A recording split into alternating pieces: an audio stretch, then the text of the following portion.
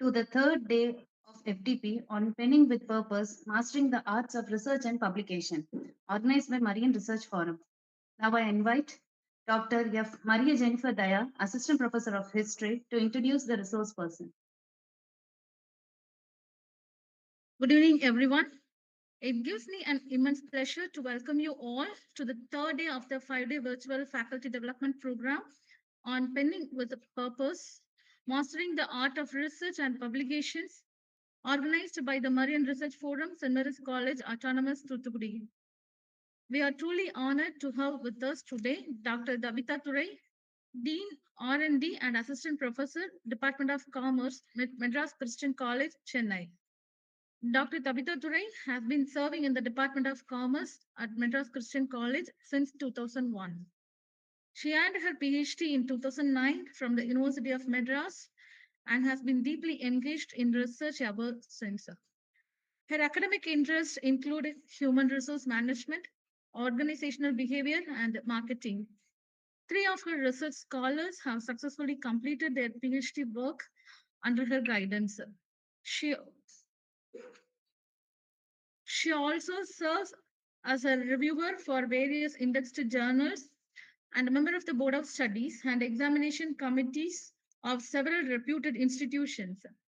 In addition, she holds multiple academic leadership roles at Madras Christian College and known for her commitment to inspiring confidence and enhancing the research and writing skills of her students and peers.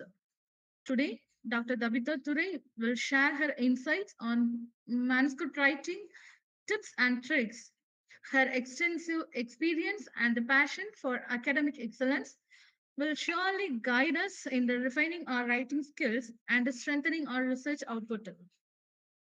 On behalf of St. Mary's College and the Marian Research Forum, I extend a warm welcome to you, ma'am, and to all our enthusiastic participants joining us this evening. Let us look forward to an enriching and interactive session.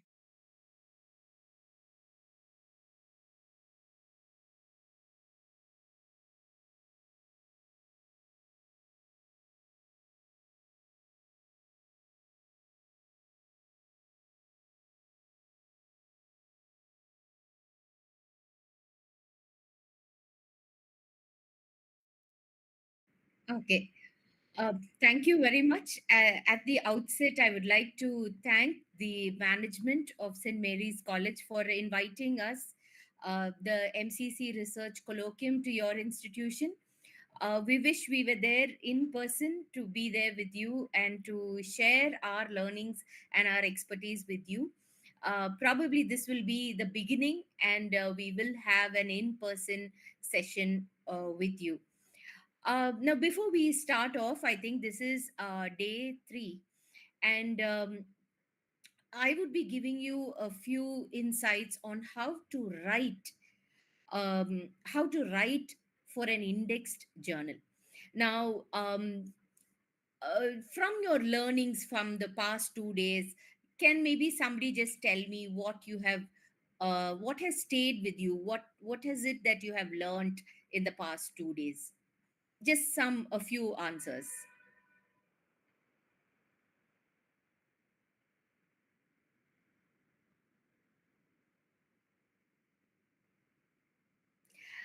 Okay, I'll change the question. Maybe that's a very tough question. What are the departments that are represented here? Just for me to know the departments that are here. All the science and the arts departments are Science there. and arts. Okay, thank you. Thank The research Ma'am, department also there. good evening, ma'am. you.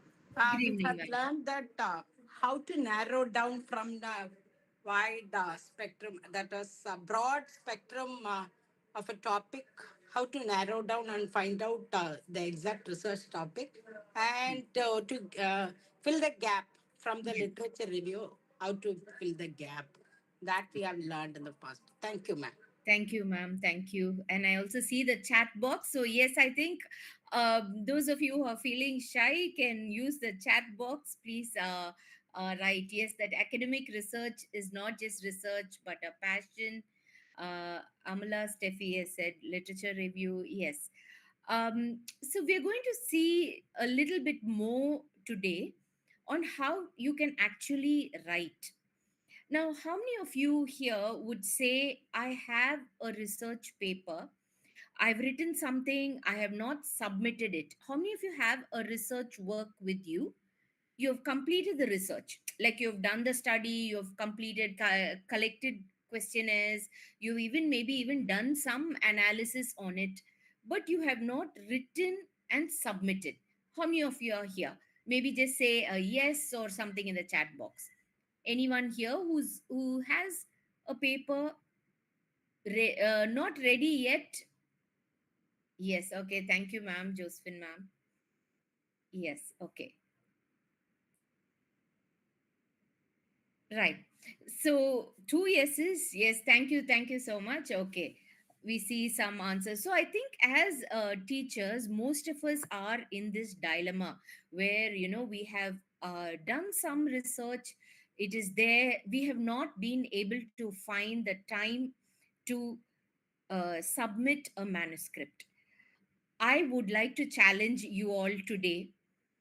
By the end of this month, you should be able to have a research paper submitted. The sessions that are going to follow, we will have Dr. Vijay Solomon, who would be telling you how to identify a journal, to choose a journal, and to submit a journal to a journal. So, by the end of this month, I would like to throw a challenge. And I would want you to challenge yourself and say, yes, I'll take up this challenge. I'm going to write a research paper. And I'm going to give it to you in very simple ways.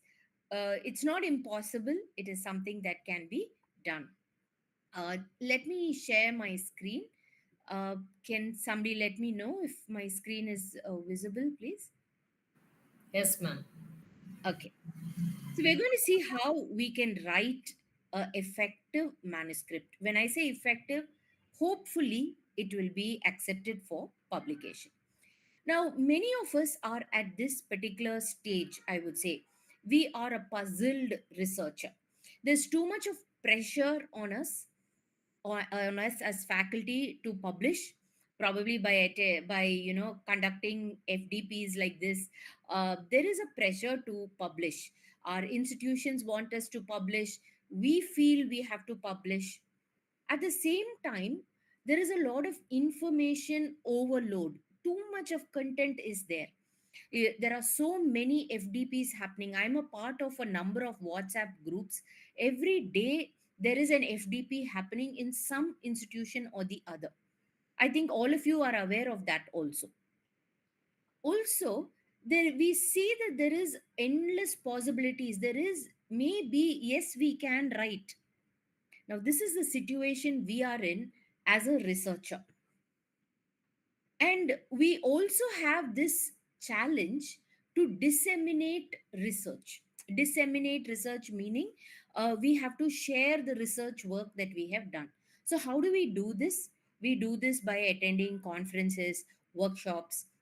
We also do research publications. There are many other ways in which you can disseminate the research work that you have done, uh, share the research work that you have done. But we normally stick to the academic channels, which are conferences and research paper publications.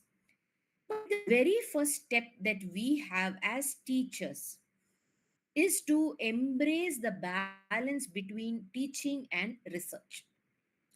Now, I was somebody who would say, I have been appointed to teach.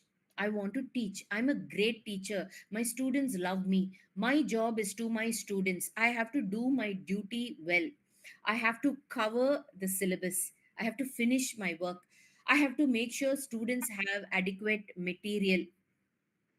We all want to be great teachers. And when it comes to research, we say, research, not my cup of tea. Now, if you're in the sciences, the science people, they automatically publish. It is in them. They are wired to publish. But if you take social sciences, I am from a commerce background. We don't publish. We just do research because we have to do research. We do research for my PhD, I did. I have PhD scholars now. So for the scholars' sake, I'm doing research, and that is it. But as teachers, we need to embrace the relationship between teaching and research. What would happen is you will not be a normal teacher, you will be an effective teacher if you combine research in your classroom. Now, let's say you have done research in a particular area, in a particular topic, you have written a paper.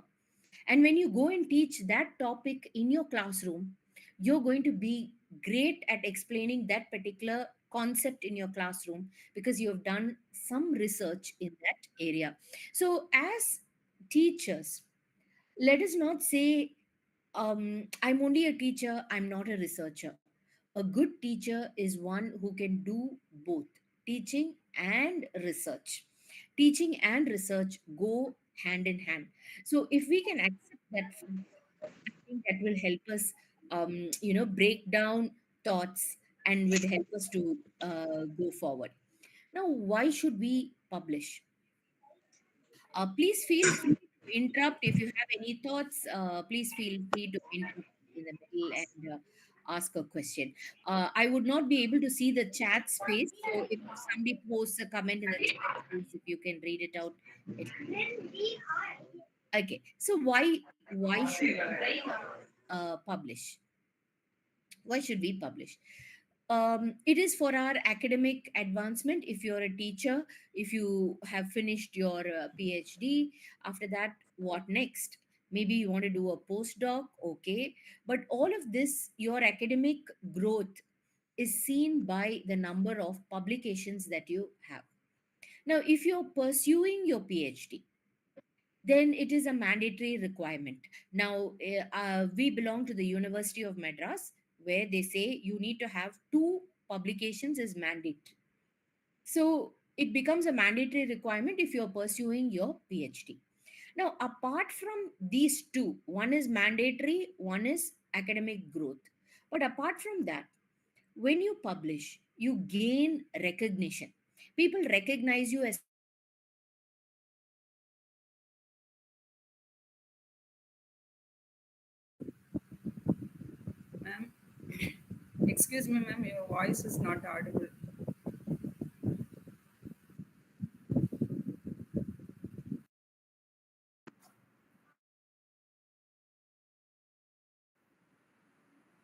No, ma'am, not it.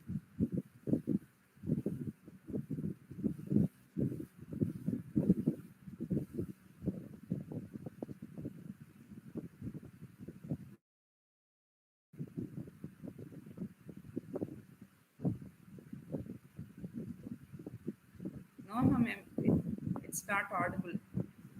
Kindly unmute. Ma'am, please unmute, ma'am. Ma'am, can you hear me? Sorry, I don't know Now, how. I think Now you are audible, ma'am. okay. Okay. I'm sorry. Yes, please do stop me if something like this happens in between.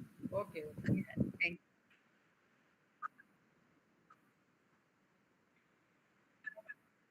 Okay, okay, okay. Thank you.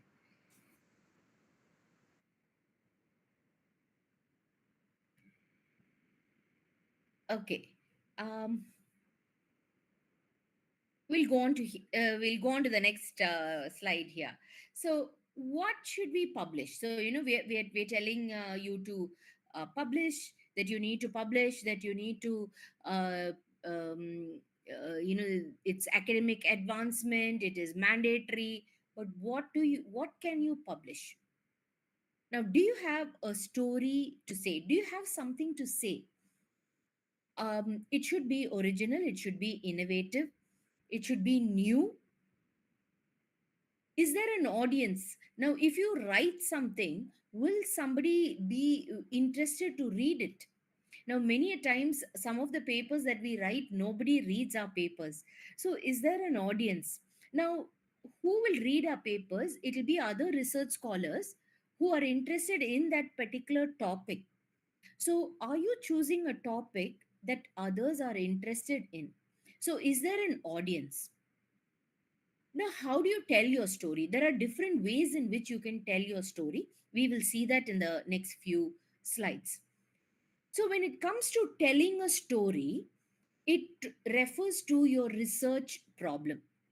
So yesterday you learned about how you would identify a research problem from literature review. You identify a gap and you come to the research problem. Now, I'm not going to go into that in detail because I think we have seen this yesterday in identifying a research problem. But what is important in identifying a research problem is novelty. Novelty means something new. Now, I'm from the commerce discipline, and one of the most overdone topics. Are there any faculty here from the commerce? Maybe just say a yes. I can't see the chat screen. From commerce? Okay. So, probably if you are familiar with the topics in commerce, one of the most overly used, overly researched topic in commerce is job satisfaction or customer satisfaction. Overly done topic. But there has to be novelty in the work that we are doing. Today, everybody is interested in mental health. So, everybody is doing mental health. But is there something new in mental health?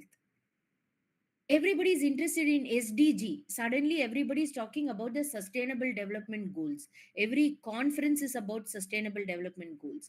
But are we talking about something new in a new topic? So there was a time when COVID happened, everybody was talking about online teaching, online learning.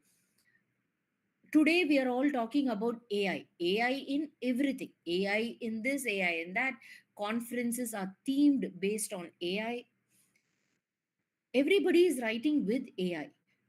So it is not a new topic. AI is not a new topic, but the topic that you're choosing in a new topic, which has become old, should be new. So there has to be novelty in your work. So when now those of you who told me you have a paper ready with you, you have already done the research and all of that. Can you check, is there novelty in your paper? Okay, maybe one or two elements should be new, maybe one variable is new, something new, some new aspect should be there in your topic. Or you're using a new methodology, you're using a mixed methods approach, using both quantitative and qualitative methods, or you're identifying a new pattern. There has to be originality in your research. So there is this person called Albert Georgi. He was a Nobel Prize winner in 1937. But he's also a person who discovered the vitamin C. Okay, he discovered vitamin C. He says research is to see what everybody else has seen, but to think what nobody else has thought. So, what everybody can see, AI. AI is one topic everybody is seeing. But can you think differently? Can you give a different perspective? Now, that is novelty. So, when you think of doing research for index journals, is there novelty in your research? So, I think this is what you saw yesterday, identified research gaps through literature review. So, I won't go through it in detail. But when you do literature review, you identify a research gap. Literature review is useful for you to write your paper. Now, we're talking about manuscript writing.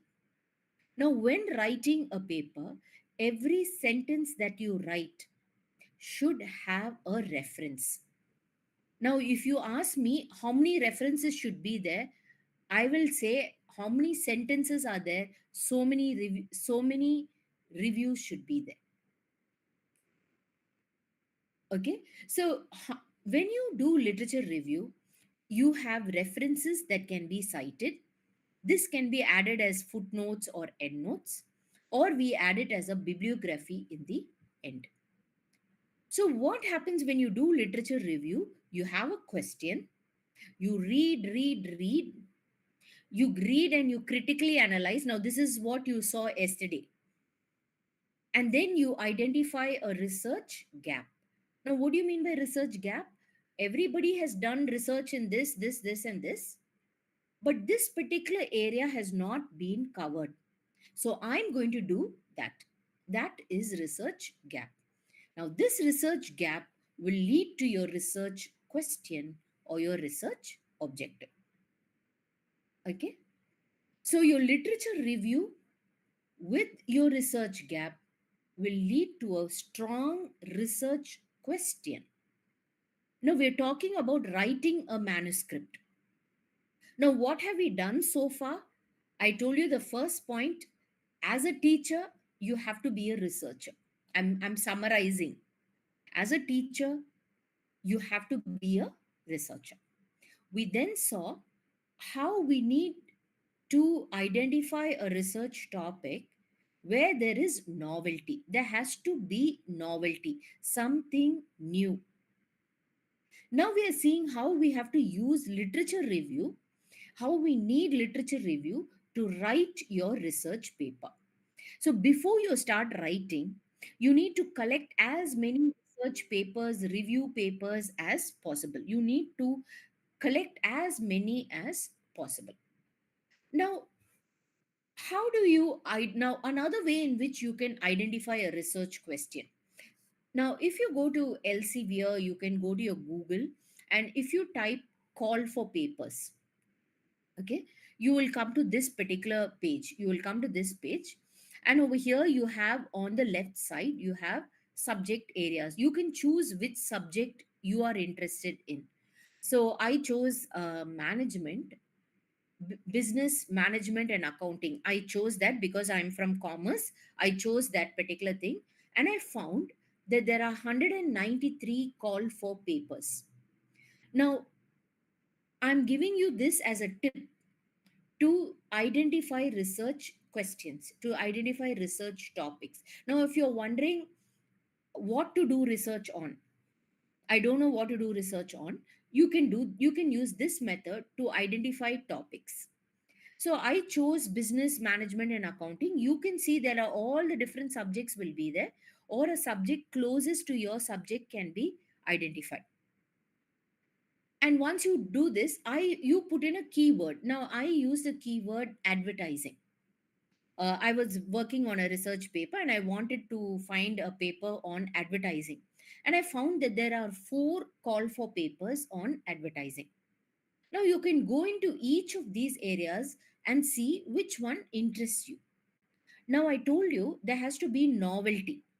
So how can there be novelty? Now sometimes how will I know? Nobody has done a research in this topic. So when I come here to this particular page, I will be able to identify new topics that the journal himself is putting out. Okay, so this particular, so I chose this one. I chose one, the second option I chose, and I went. It took me to this Journal of Engineering and Technology Management. There is a call for papers. The topic is given, and when I read there, research gap has already been identified. They say you have to do not hard work, but smart work. So how can we be smart? So if you see this particular journal, it has already identified research gaps and it has given. So you can go through this and try to find out what research gap is appealing to you. Now, this is another example. Another journal that I selected called the Leadership Quarterly. They also have call for papers. There also see they've given topics. This is a list of topics that they themselves have identified. They themselves have identified research gaps. Now, you need to take it forward from there. Now, there are different types of research articles that you can write. Are you all there? There's too much of silence for me. One or two, yes or no. Are you all there? Yes, ma'am. Yes, okay. Thank you. Thanks. So, there are different kinds of research articles that you can write. The first one is a normal research article.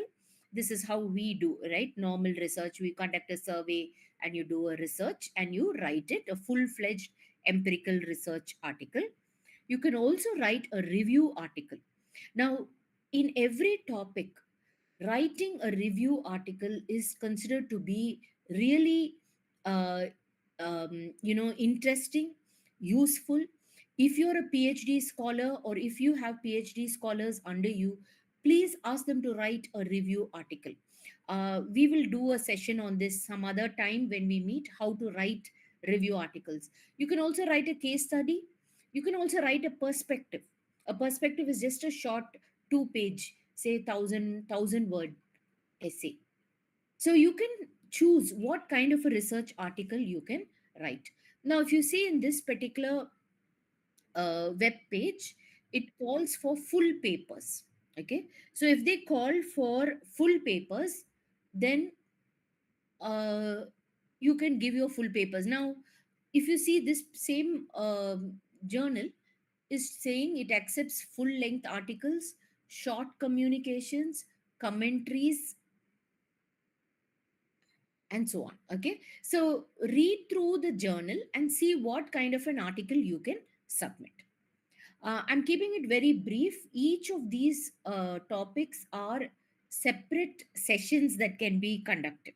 Okay, but for today, we are not going to focus on how to write a thesis. I think all of us know how to write a thesis, whether it is for a UG level or a PG level thesis, your PhD thesis that you have written. We all know the format and we know how to write that. We are not going to talk about how to write a thesis today. We are going to talk about how to write a research paper. So, normally, a thesis will be about 200 pages, but a research paper will be anywhere from 5 to 15 pages. Okay. Now, manuscript. Everywhere we talk about manuscript writing. What is a manuscript? Any written work that is given for publishing before it is published is called a manuscript. What happens in a manuscript? All your thoughts, your ideas are put down as a story. Now, suppose you're telling a story to a child. How will you tell a story? In the beginning, we will start, or once upon a time, there was. So we start with a story, we give the background, we tell the context, and then we tell who are the players in your story, who are the main characters in your story, and so on we go. So what happens is, in a manuscript, in the same way, your research has to be presented as one story. So if I ask you, what research are you doing, what research are you working on, how will you tell me? I'm a person you have not met before. How will you explain your research work to me? In the same way, you'll have to write down your manuscript. Okay. Now, before writing, now this is something I'll have to tell you. Before writing, you have to check the article structure. Every journal or wherever you're going to publish, they will give you a particular format in which you have to write. Please check that format. Now, what format I'm going to give you is universally accepted, but it is always good for you to check the author guidelines that is given to you. Okay.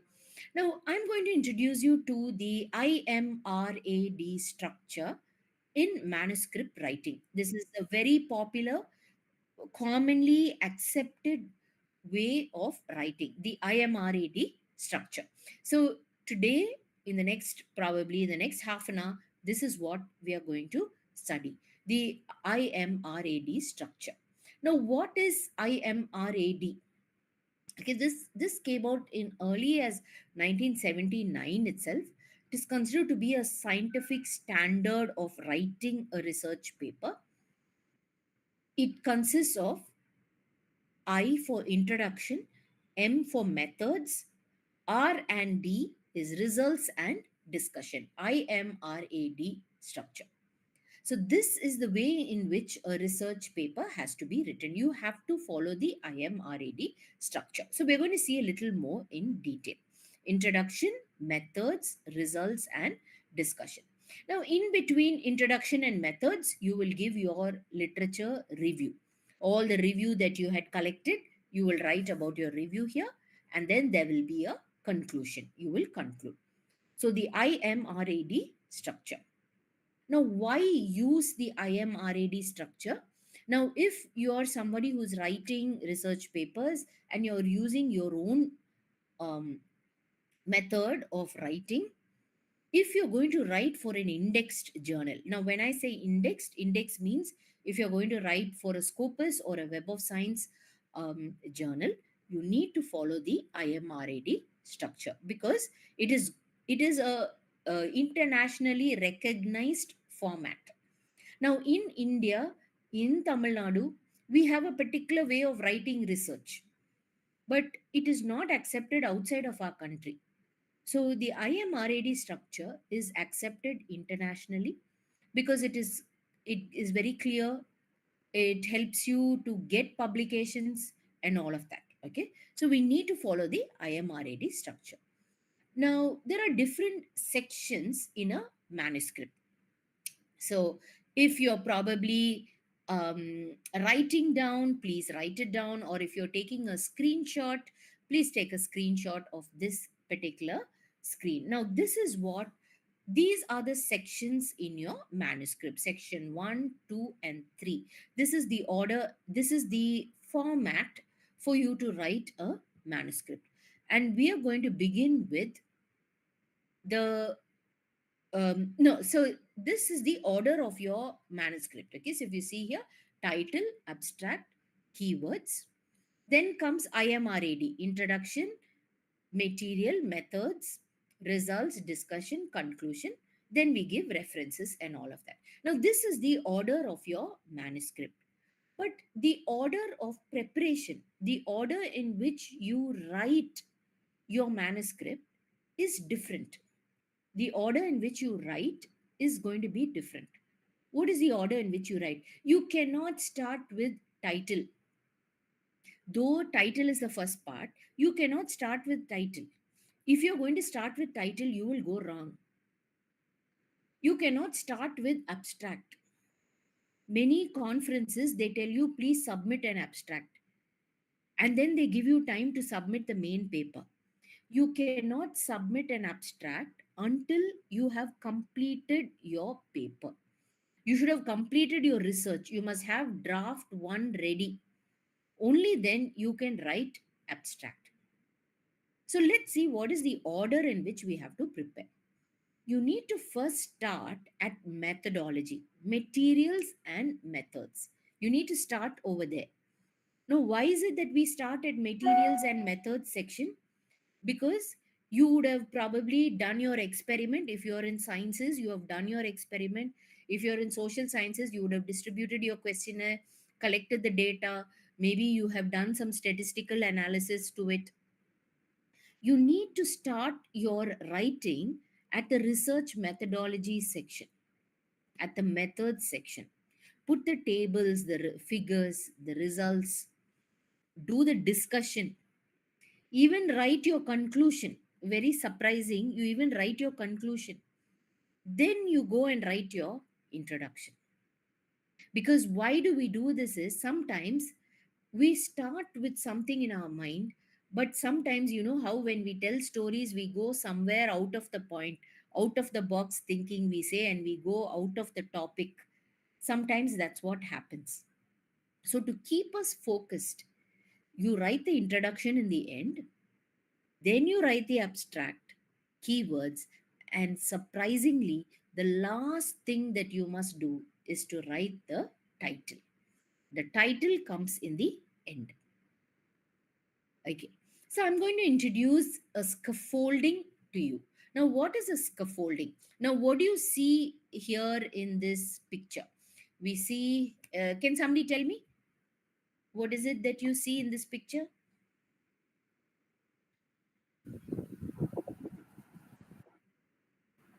Scaffolding.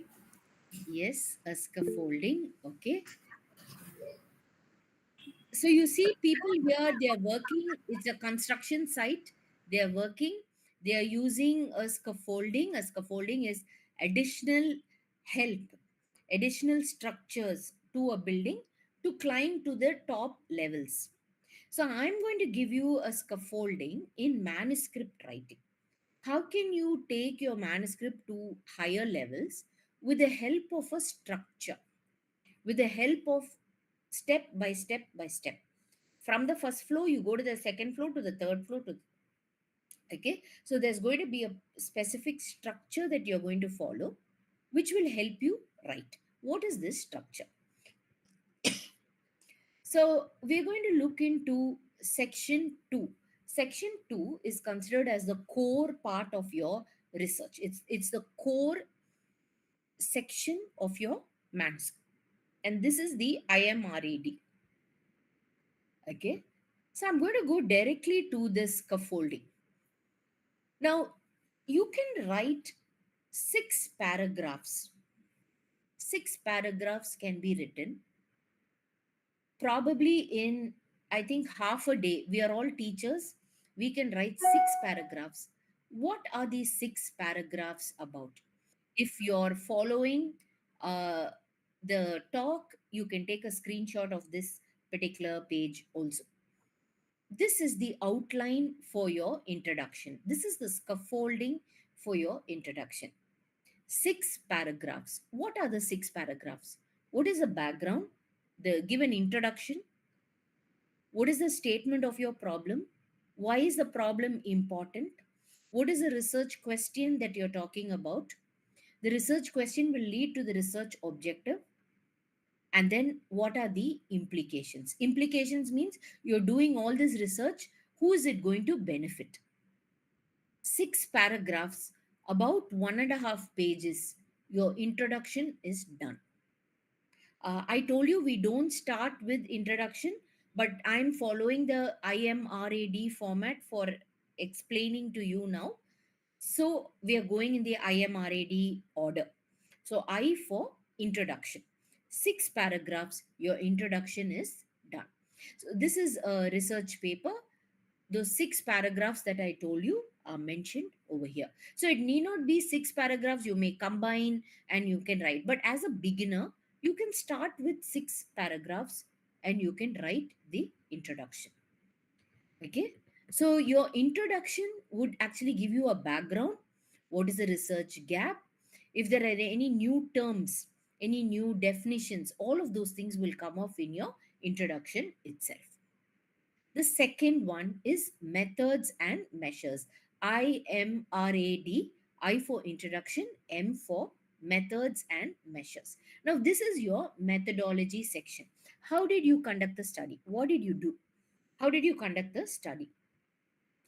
Now, why we do this is to so that when people look at your methodology section, they will be able to see how you did the research. What did you do? Now, let me go to the scaffolding for research. Now, this here is the scaffolding for writing methods and measures. Again, you see another 6 paragraphs.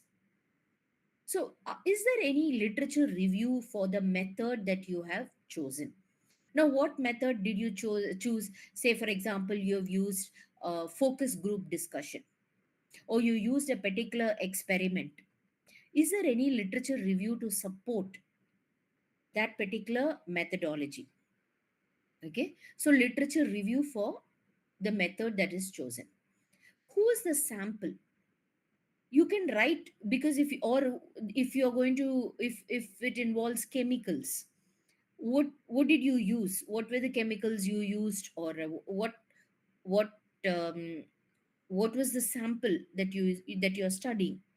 What is included, what is excluded? Now, in social sciences, we do a lot of studies with people. So who's included? So we study students, we study women, we study IT employees, we do study with public sector employees. So who is included, who is excluded? What are the characteristics of that group? What is the characteristics of that chemical that you're talking about? Did you follow any protocol? Now, if you're doing a study with the tribals, you need to get ethics committee clearance. So did you get that ethics committee clearance protocol? Then what was your experiment? What statistical analysis did you do? Now, again, in social sciences, we use a lot of SPSS. So we say SPSS, this version was used, this statistical tests were done, all of that will be written. So this is your methods and measures section. So you have introduction, now methods and measures, and this is how you can write. This is a sample from one of the research papers that I had written. You just write another 6 paragraphs on methods and measures. The next part is results and discussion. Now, in some papers, they will ask you to write results and discussion together. In some, you write it separately. So, introduction, methods, results, and discussion. So, let's see results. What did you find? Your key findings have to be presented. This here is the scaffolding for your results. What is the key result? If you did a statistical analysis, you will talk about that. If there is a visual representation that is in the form of a table or graph or any chart, picture, anything that you want to say, that can be added. This is your result. I will not talk too much about this because this will vary from discipline to discipline. Based on your discipline, you will know how to present your results. So I won't talk too much about results. Then comes discussion. Okay, again, discussion section is something that will be unique to your own discipline. So I will not talk about it too much here, but I will directly give you the scaffolding for writing a discussion. Now, what happens in a discussion is we are going to talk about the objective of the study. What did we find out? Then we critically analyze what our results mean. Again, and then say, this has been found out, but this particular area is not found out. So this can be a scope for future research. So your discussion paragraph will also be 5 paragraphs. Your discussion is done. Okay, so something like this is what your discussion section would look like. Then comes your conclusion. We finish with the IMRAD, introduction, methods, results, and discussion. We also need a conclusion. Now, many times what we do, conclusion, we quickly write something, chuma write one summary. But the conclusion is very important because some people will read only the conclusion. Your conclusion will give a full summary of your entire research work. Okay, so let me go directly to the scaffolding for a conclusion. How do you write a conclusion? A summary statement, 1 paragraph stating what your whole research is about. What did you find? What is the novelty? So important is novelty. What is that thing that is new in your topic? Everybody is doing AI. How is your paper different? What is the scope for future research? What are the managerial implications? Now, you have to note, please appropriate all of this to your own discipline. I'm just giving you a rough idea how you can write. Okay, so this is the IMRAD format: introduction, methods, results, and discussion. I will quickly skip and go into the next part. Now, if you see this, these are the sections in the manuscript. We finished writing the core. I've just given you five paragraphs that you need to write for your core research work. Remember, we are only writing the paper now. All the research has already been done. You only need to write the paper. Okay. So now going to section 1. Now, section 1 consists of titles, affiliations, abstract, and keywords. Now, it's very important. Um, let's go one by one. Okay. Now, title, let me quickly, I'll skip a few slides. Now, when you frame a title, I'll go to an example. Now, this is something that we do when we are there in person. We have this as a worksheet that is given. We ask you to write one big paragraph which consists of the objectives, the methods, and the results of your research work. And from that one paragraph, you need to bring it down to one sentence, one long sentence. Then we remove all unnecessary words. A study on all of these things we remove all the unnecessary words, and then we come down to a title. Now, if you're somebody who's comfortable, you have already written a few papers, this will not be a problem. You will just like that frame a good title. But if you're somebody new, you can use this method to this scaffolding you can use to identify the right title. Now, when you use this method, what happens? The important keywords, you can ensure that those keywords are there in your title. It's so important that those keywords are there in your title, because when people search for your um, research in that particular area, they will search based on the title. Now, there are different ways in which you can write a title. One is descriptive. Now, this is a very old form of writing a title, very traditional method, I would say. Not old, very traditional way of writing a title. Then you have a declarative title. Now, if you're a little bolder, you can make a declarative title, something like this. The same title, I've written it differently. Now, if you are someone who's really bold, you're willing to take a risk, you can put your title as a question. You're so absolutely sure of your research work and you're confident of your title, put a research question itself as your title.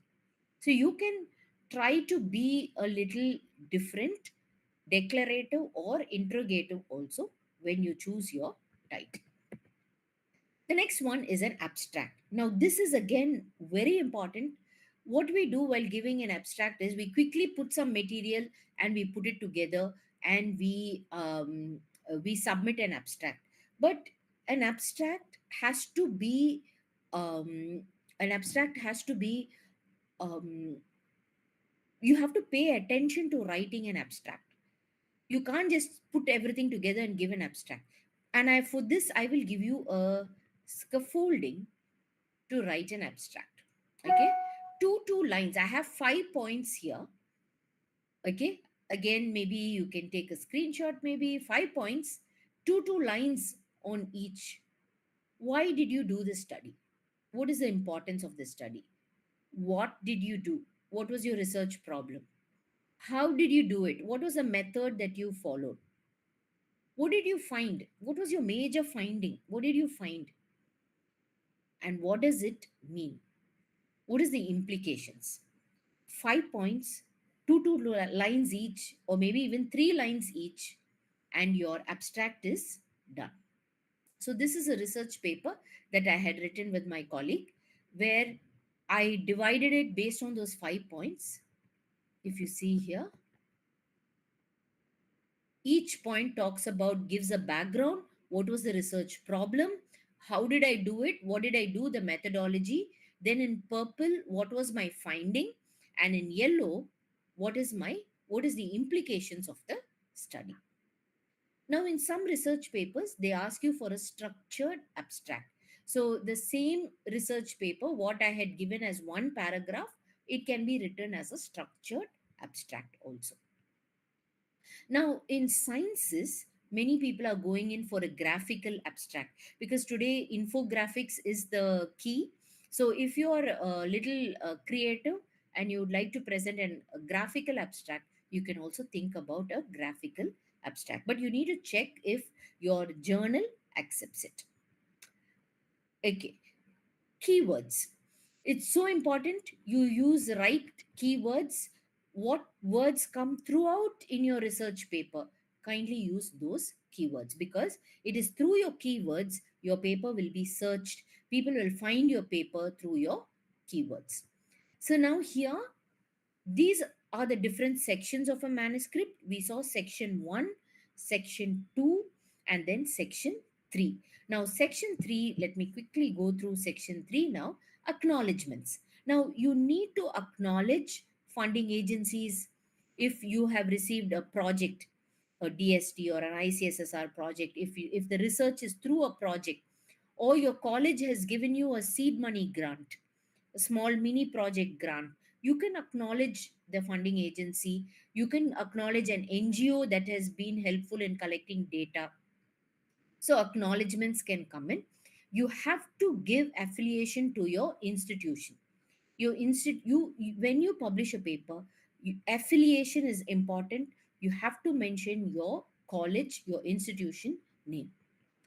References. This is again a big topic by itself. I will not go into references.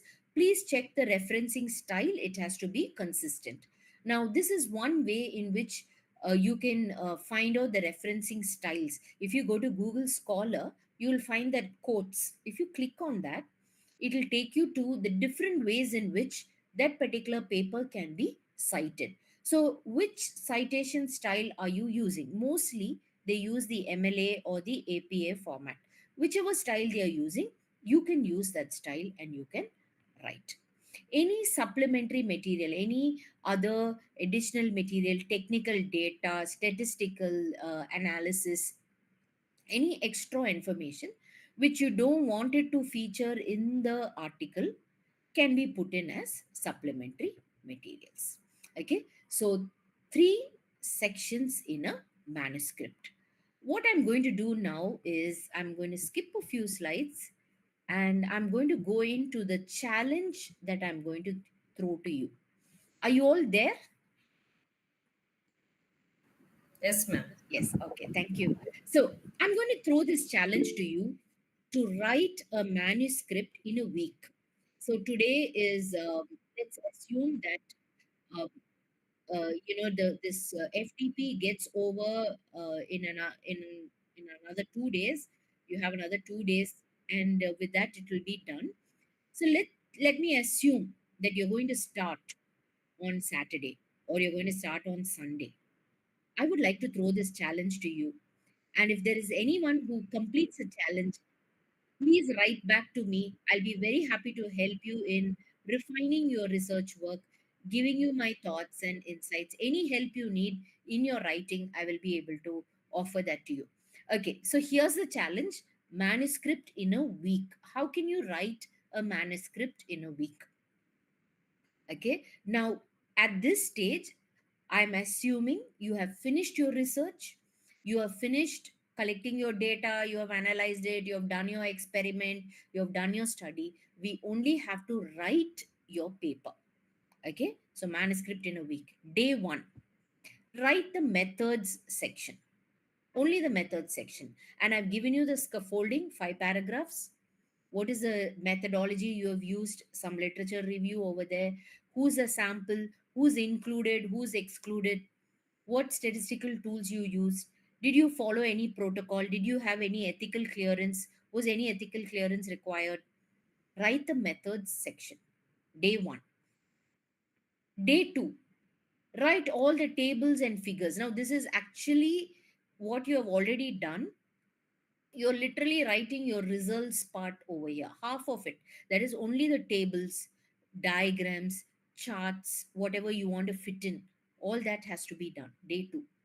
Day three, you have all the tables, the analysis has already been done in day two. Day three, you need to give the interpretation. Just interpret what you have written. Day three, results. Day four, introduction. I've given you the scaffolding, 6 paragraphs, write the introduction. Okay, every sentence in your introduction must have references, citations need to be given. Finish your introduction. Give a background. What is the research problem? What is the research question? What did you study? What is the novelty that you're talking about?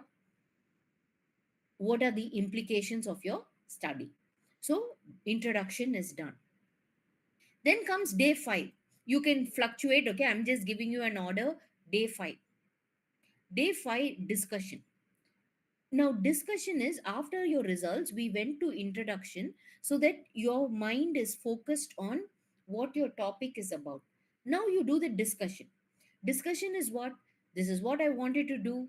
My results gave me this. What is the gaps that you find over there?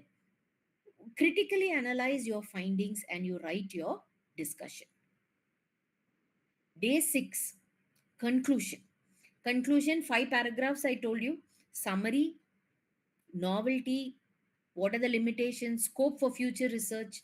So other people, if they want topics, they will read your conclusion and they can find scope for future research. Then references. From day 1 to day 6, whatever you have written, there has to be references. Add all the references throughout. Day 7, 1 week is coming to an end. Day 7, abstract and title. Write your abstract. Five five points you need to talk about in your abstract. Two lines each. I've given you the scaffolding for that. Write your abstract, write your title. Manuscript in a week. Complete your manuscript, revise. There cannot be spelling mistakes, grammar mistakes. We cannot make such mistakes at all. No room for error. Revise for clarity, for logical flow. Logical flow is important. That's why I'm telling you, now you're listening to this FDP. Please use the next 1 week to complete a research paper. Please use the next week to complete a research paper, so that whatever you have learned, you will put it to practice immediately. But if you're going to write one research paper for 6 months, you might lose out on the flow. Proofreading. This is so important. There is no excuse. You cannot say typo. You cannot say typo. There has to be perfection in your manuscript as far as grammar and errors, formatting issues are concerned. There cannot be any errors. Seek feedback. Please give it to your friend. Ask your colleagues. Ask somebody, a friend you can trust. Ask them to give you a review. Like I said, if you finish your paper in a week, send it to me for a review, for a feedback. I'll be happy to help. Seek feedback. I'll end here. Writing, manuscript writing is a process. It's not a one time event. Today, in 1 hour, I have just explained everything to you. It's too much. It is a process. It will not just come just like that. You just can't sit and you just can't get it. You have to sit and write. And as you write your first paper, submit your paper, write another paper, submit that paper. Slowly but surely, you will gain confidence in writing. You won't need the scaffolding. Automatically, when you write, you will write with background. You will talk about novelty. You will talk about the difficulties. Automatically, when you write, you will start writing. You won't need a scaffolding anymore. But if you're a fresher, use a scaffolding and write. So with this, I'd like to stop. And if there is any questions that you'd like to ask, I'm open for. Thank you, ma'am. Dear participants, now you can post your question in the chat box or unmute yourself. Ma'am, so you were telling that we usually should write the abstract and the title last, but then I've been taught by multiple professors that we should begin with the title and abstract, just because when we start with a literature review, it will give us a particular focus on what to look for.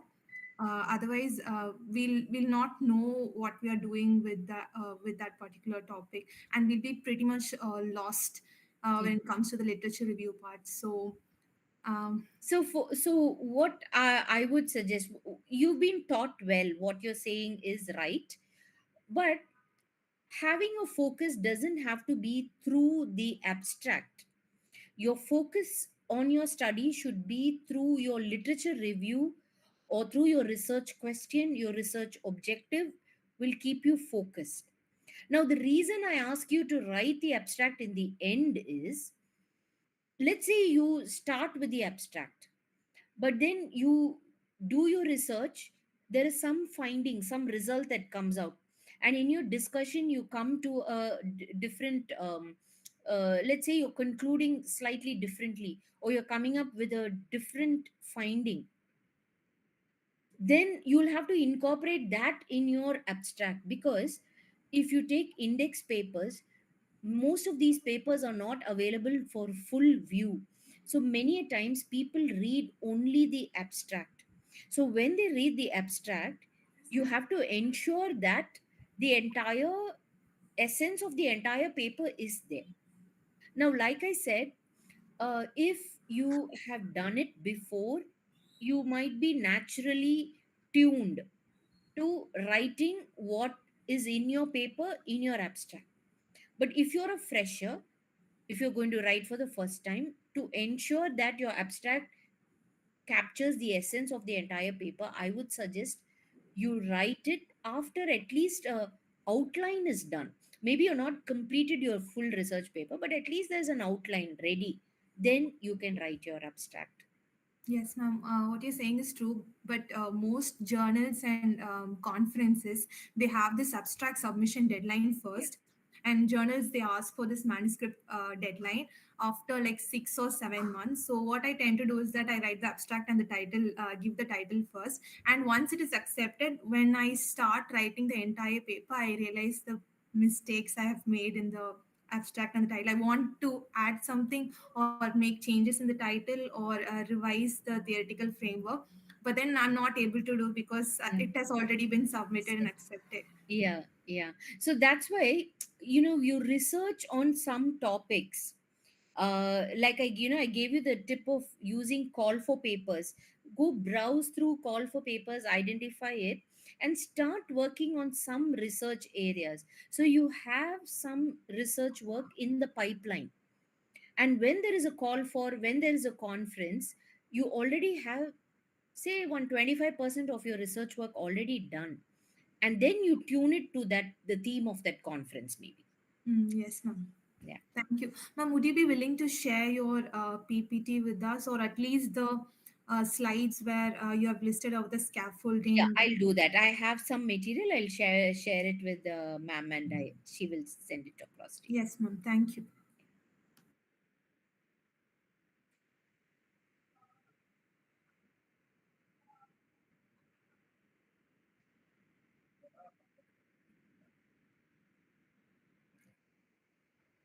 Dear participants, any more questions?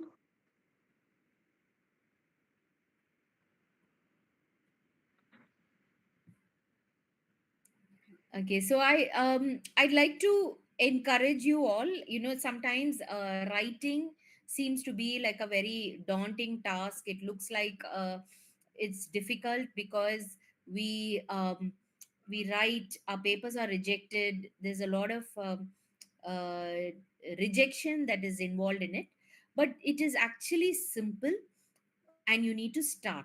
So if you can probably use a manuscript in a week, if you need any more insights, please do get in touch. I'll be happy to. I'm typing in my uh, email ID in the chat box, so you can reach out to me. Send me an email if you need any. If you need any insights, you need any review. Um, Send me a mail. I'll be happy um, to share whatever my thoughts are on. Thank you, ma'am. Thank you, ma'am.